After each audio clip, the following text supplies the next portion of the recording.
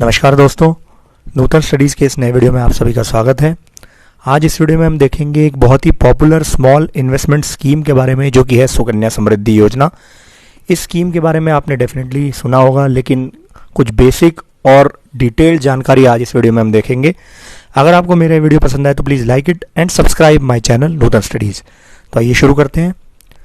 सुकन्या समृद्धि योजना या शॉर्ट में इसको SSY स्कीम बोलते हैं। ये प्राइम मिनिस्टर नरेंद्र मोदी ने बेटी बचाओ बेटी पढ़ाओ कैंपेन के थ्रू इसको चालू किया था। इसका मेन उद्देश्य था जो भी गर्ल चाइल्ड है उसके फ्यूचर को सिक्योर करना। अब भारत में बहुत सारी स्मॉल सेविंग स्कीम्स जो हैं वो अवेलेबल हैं, जिसमें आप छोटे छोटे अमाउंट का पैसा इन्वेस्ट करके एक बड़ा अमाउंट जो है वो पा सकते हैं कुछ साल के बाद में। और उसमें सुकन्या समृद्धि योजना जो है उसका इंटरेस्ट जो है वो हाईएस्ट है, और वो अभी 7.6% पर ईयर अभी दिया हुआ है। ध्यान रहे, इंटरेस्ट रेट जो है वो गवर्नमेंट के द्वारा फिक्स किया जाता है और एवरी क्वार्टरली इसको रिवाइज किया जाता है। इसके अलावा हर महीने में 10वीं तारीख को 10 तारीख से लेके और 30 तारीख तक जो भी आपका मिनिमम बैलेंस है उसमें ये इंटरेस्ट कैलकुलेट होता है और हर महीने वो इंटरेस्ट जो है वो ऐड होता रहता है।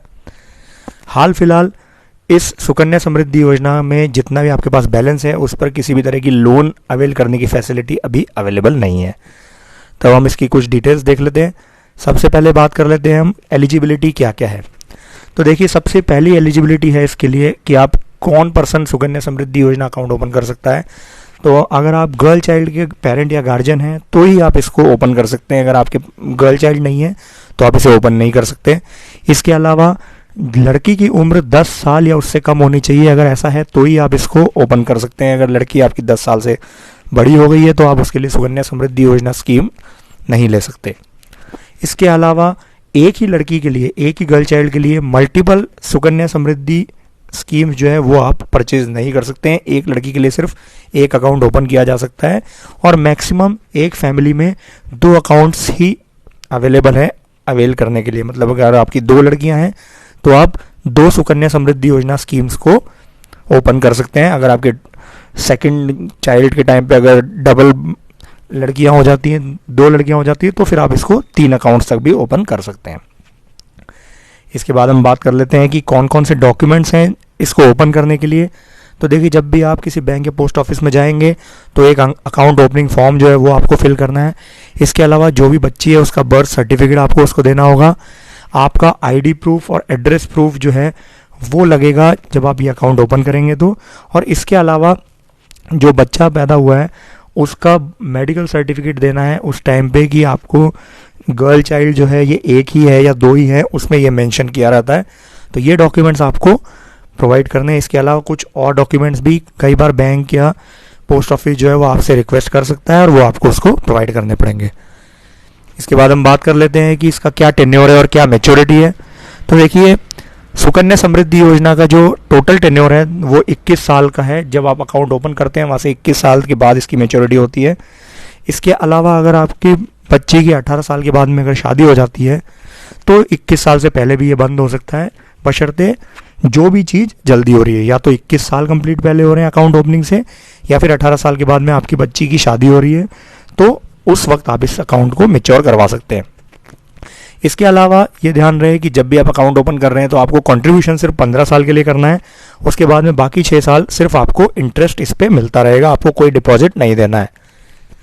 At the time of maturity, मतलब 21 साल के बाद में 18 साल के बाद अगर आपकी बच्ची की शादी हो जाती है तो जो भी अमाउंट मिलेगा वो सिर्फ गर्ल चाइल्ड का है और उसमें आपके पेरेंट या गार्जियन का कोई हक नहीं है। इसके बाद हम बात कर लेते हैं क्या मैक्सिमम मिनिमम अमाउंट आपको इसमें इन्वेस्ट करना है। तो देखिए, 1 साल के अंदर मैक्सिमम आप इसमें 1.5 लाख रुपए तक इन्वेस्ट कर सकते हैं और मिनिमम आपको 250 रुपये ये हर साल इन्वेस्ट करना ही है। अगर आपको 250 रुपये 1 साल में अगर इन्वेस्ट नहीं करते हैं तो ध्यान रहे पेनल्टी है, और वो पेनल्टी 50 रुपये की है। ये आपको भले ही कम लगे, लेकिन अगर आप इस पेनल्टी को पे नहीं करते हैं तो जो भी आपका डिपॉजिट है उस डिफ़ॉल्ट होने से पहले चाहे कितने भी साल आपने पेमेंट ढंग से किया हो, और अगर किसी 1 साल में आपने 250 रुपये पे नहीं किए तो जितना भी आपका अमाउंट है उसमें सेविंग बैंक अकाउंट का इंटरेस्ट मिल जाएगा सिर्फ 3.5% का। अभी जो 7.6% चल रहा है वो नहीं मिलेगा, सिर्फ सेविंग बैंक अकाउंट का इंटरेस्ट आपको मिलेगा।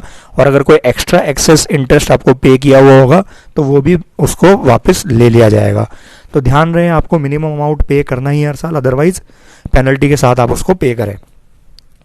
इसके बाद हम बात कर लेते हैं डिपॉजिट किस तरह से आप इसमें कर सकते हैं। तो देखिए, अगर आपने बैंक में ओपन कर रखा है या पोस्ट ऑफिस में कर रखा है तो आपके पास ऑनलाइन फैसिलिटी अवेलेबल है और ऑफलाइन फैसिलिटी अवेलेबल है।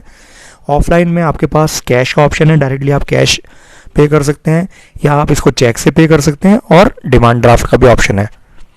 तो ये दोनों ऑप्शंस आपके पास डिपॉजिट में अवेलेबल है। इसके बाद क्या आप इसमें से पार्शियल विड्रॉल कर सकते हैं सुकन्या समृद्धि योजना से? तो जी हाँ, आप इसमें से पार्शियल विड्रॉल कर सकते हैं, लेकिन कंडीशन सिर्फ ये है कि आप सिर्फ गर्ल चाइल्ड की हायर एजुकेशन के लिए या उसकी शादी के लिए ही इसको पैसे को निकाल सकते हैं। इसके अलावा जिस भी साल आप पैसा निकालना चाहते हैं उससे पिछले साल जितना भी अमाउंट आपके सुकन्या समृद्धि योजना में है उसका 50% तक ही आप इसको निकाल सकते हैं। ऐसा नहीं है कि आप पूरा का पूरा पैसा निकाल लेंगे। इसके बाद इसको प्री मेच्योर क्लोज करने का ऑप्शन भी आपके पास अवेलेबल है सुकन्या समृद्धि योजना को, लेकिन उसके लिए कंडीशन सबसे पहले ये है कि मिनिमम 5 इयर्स कंप्लीट हो जाने चाहिए, तो ही आप इसको प्री मेच्योरली क्लोज करवा सकते हैं। किन किन कंडीशंस में कर सकते हैं? भगवान न करे आप गर्ल चाइल्ड या जो भी गार्जियन है उनकी डेथ हो जाए तो उस केस में ये आप प्री मेच्योरली क्लोज करवा सकते हैं। अगर गर्ल चाइल्ड की कोई लाइफ थ्रेटनिंग डिजीज़ है और उसके लिए आपको कोई मेडिकल सपोर्ट की ज़रूरत है तो भी आप इसको बंद करवा सकते हैं। और एक और केस, अगर शादी के बाद या बिना शादी के अलावा पेरेंट्स अगर एनआरआई हो रहे हैं, तो अगर गर्ल चाइल्ड एनआरआई हो रही है तो उस केस में भी आप इसको प्रीमेच्योरली क्लोज करवा सकते हैं।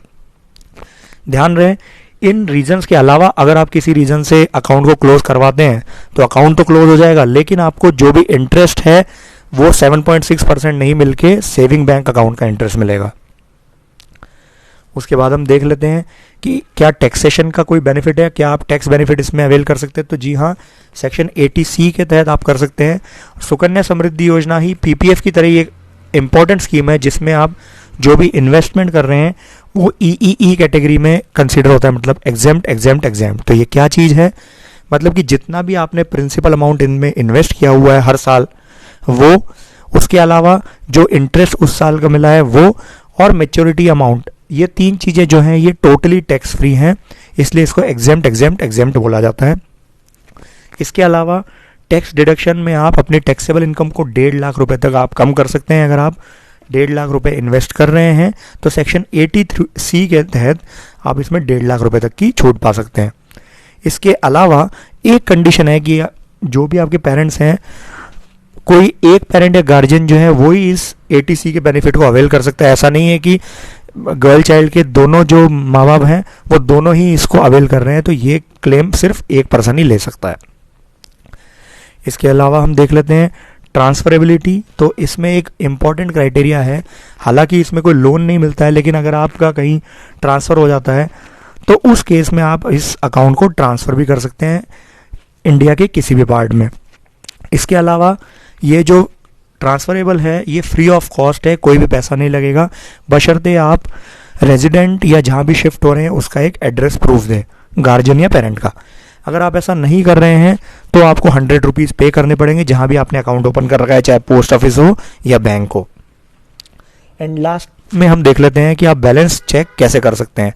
तो देखिए, अगर आपने सुकन्या समृद्धि योजना स्कीम को बैंक में ओपन कर रखा है या पोस्ट ऑफिस में ओपन कर रखा है, इस पे ये चीज़ डिपेंड करेगी कि आप बैलेंस कैसे चेक कर रहे हैं। अगर आपने बैंक में ओपन किया हुआ है तो आप इंटरनेट या मोबाइल बैंकिंग से अपना बैलेंस को चेक कर सकते हैं। इसके अलावा ऑफलाइन जाके तो आप बैंक में रिक्वेस्ट दे ही सकते हैं और आपको अपना जितना भी अमाउंट है वो पता चल जाएगा। पोस्ट ऑफिस में इंटरनेट या मोबाइल बैंकिंग की फैसिलिटी ऐसी अवेलेबल नहीं है, तो आपके पास सिर्फ ऑफलाइन फैसिलिटी अवेलेबल है अपने बैलेंस को चेक करने के लिए। ध्यान रहे, अगर आप बैंक से इंटरनेट बैंकिंग या मोबाइल बैंकिंग के थ्रू बैलेंस चेक करना चाहते हैं तो ये आपको ध्यान में रखना चाहिए कि आपका जो भी एग्जिस्टिंग अकाउंट है वो उस पर लिंक है ये सुकन्या समृद्धि योजना का अकाउंट। अगर ऐसा है तो आप इजीली एक क्लिक के थ्रू अपने बैलेंस को चेक कर पाएंगे। तो ये कुछ डिटेल जानकारी थी सुकन्या समृद्धि योजना के बारे में।